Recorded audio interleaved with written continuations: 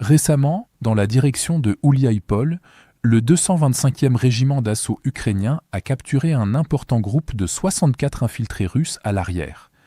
Les soldats ukrainiens ont mené une opération de ratissage dans 5 villages et la zone environnante, de Ternouvat à Vostvijivka jusqu'à Verkhnia Tersa, alors que les infiltrés russes continuaient de se rendre à leur approche. Le porte-parole du régiment a déclaré qu'à la suite de cette opération de nettoyage réussie, le fonds d'échange de prisonniers de guerre ukrainiens a été considérablement renforcé, permettant à 64 soldats ukrainiens captifs de rentrer chez eux lors d'un futur échange de prisonniers. Ces soldats russes ont été capturés après avoir réussi à s'infiltrer derrière la ligne de défense ukrainienne. Leur mission était de traverser les positions ukrainiennes et de mener des raids sur les postes de commandement et les lignes d'approvisionnement, afin de semer le chaos à l'arrière des forces ukrainiennes. De plus, certains avaient pour tâche de rechercher les équipes de drones ukrainiennes à l'arrière et de les engager, afin de priver les soldats ukrainiens en première ligne du soutien des drones, tout en empêchant les commandants ukrainiens de surveiller la ligne de front en temps réel grâce aux drones de reconnaissance. De plus, leur mission consiste à recueillir des renseignements, à identifier les points faibles des défenses ukrainiennes et à cartographier les positions ukrainiennes, qui peuvent ensuite être ciblées par les drones russes, l'artillerie et les bombes planantes. Habituellement, ce sont des soldats russes jetables, avec une formation minimale, qui sont envoyés pour ces missions, certains n'étant envoyés que pour hisser un drapeau russe dans un village donné, afin que les commandants russes puissent prétendre l'avoir capturé, marquant ainsi de vastes zones non contrôlées comme étant sous contrôle russe. C'est précisément la faiblesse de ces tactiques, car seuls de petits groupes de 1 à 3 soldats parviennent à franchir les lignes ukrainiennes. Environ 80 à 90% des tentatives d'infiltration sont neutralisées par les drones ukrainiens. Par conséquent, seuls quelques soldats russes réussissent à passer, ce qui signifie qu'ils doivent attendre longtemps pour rassembler suffisamment de forces pour représenter une menace. L'inconvénient pour les Russes est qu'ils sont coupés de tout renfort et sont généralement sous-approvisionnés.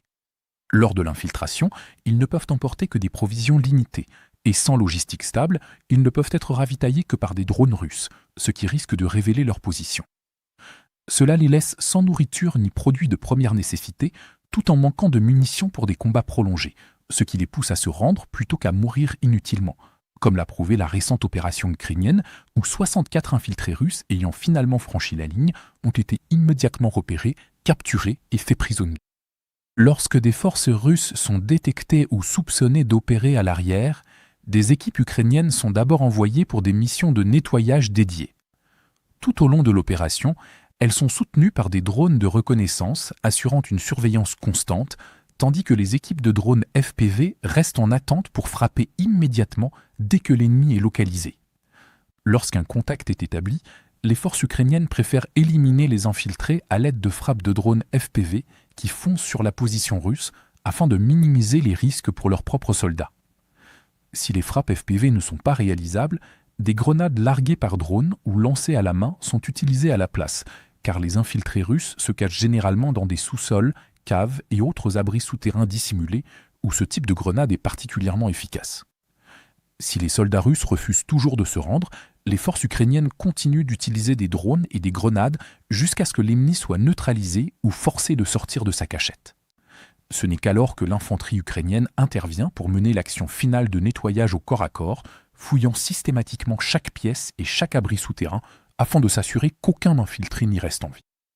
Dans l'ensemble, l'opération de nettoyage menée par l'Ukraine a démontré que les tactiques d'infiltration russes peuvent provoquer des perturbations temporaires mais produisent rarement des gains durables sur le champ de bataille.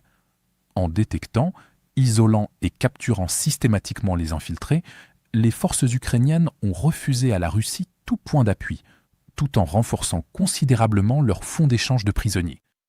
La capture de 64 soldats russes met en évidence l'efficacité des opérations coordonnées d'infanterie qui permettent de transformer les tentatives d'infiltration russes en avantages stratégiques pour l'Ukraine, au lieu d'un succès pour Moscou. Pour regarder des images de combat non censurées que nous avons utilisées dans ce reportage, consultez notre carte interactive d'actualité. Ici, nous ne sommes pas limités par les politiques de YouTube et nous pouvons enfin vous montrer la version complète et non coupée de ce qui s'est réellement passé.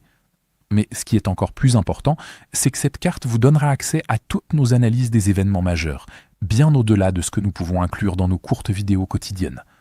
Enfin, nous lançons officiellement la 2e génération de notre carte interactive. Ce que vous voyez à l'écran en ce moment est une version considérablement améliorée et bien plus puissante de la carte, avec encore plus de fonctionnalités avancées et d'outils d'analyse de l'actualité. Pour célébrer le lancement de la nouvelle carte, nous lançons également une promotion de 50% sur tous les abonnements. À partir de seulement 4,99 $, vous bénéficierez non seulement d'un accès premium à la carte, mais vous débloquerez aussi toutes nos mises à jour stratégiques exclusives, nos aperçus du front et nos vidéos de géopolitique stratégique. Alors, cliquez sur le lien dans la description pour devenir membre exclusif de notre communauté. Je remercie sincèrement tous ceux qui ont choisi de nous rejoindre.